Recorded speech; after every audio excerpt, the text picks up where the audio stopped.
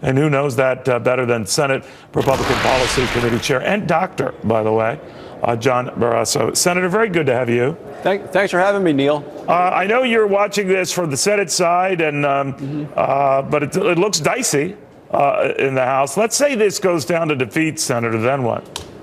Well, I don't expect that to happen. I expect this to pass the House tomorrow. We're having a Senate luncheon right now talking about what we do next week when it comes to the Senate, how we can strengthen it to get rid of this cycle that we're stuck in of increasing premiums under Obamacare and fewer choices. People are very concerned about the high cost of insurance, and we're focused on getting that down. You know, you could be right, but I talk about these numbers to people on that Freedom Caucus who are seriously voting against it in an overwhelming majority. Now, you're right. Something could change. I'm missing something. They're missing something. Part of me thinks that, are you factoring in the possibility that Democrats vote for this to offset that?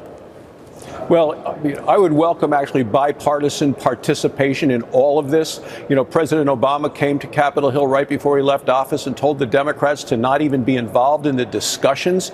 You know, if we really want to fix health care for all of America, we ought to all be discussing the ways that it would do it in a better way. You know, we need 60 votes to do the full types of things that I think are important to fully reform healthcare. And as a doctor, I have ideas that I think will really make a difference.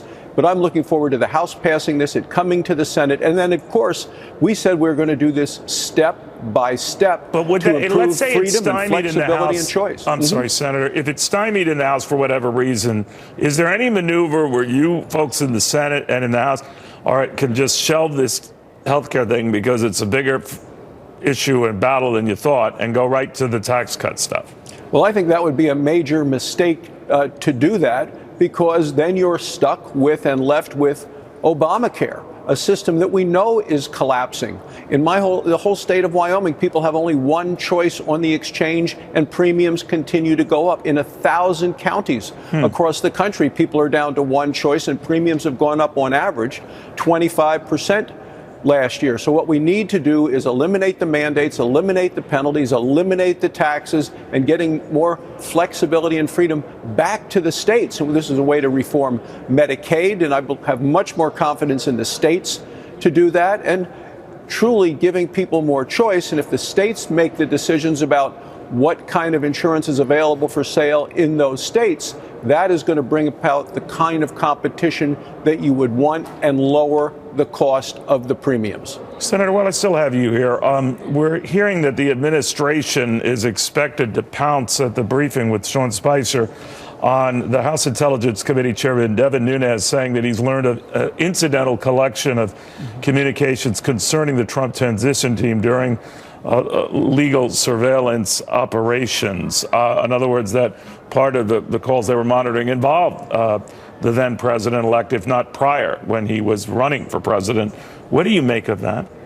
Well, I want to see what actually happens and what comes out of it. I've seen what's just been reported in this kind of reversal in the last 48 hours.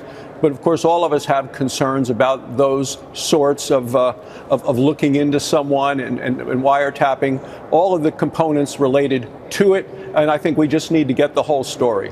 All right. Senator, thank you very much for taking the time. Very good seeing you again. Hey, thanks, Neil.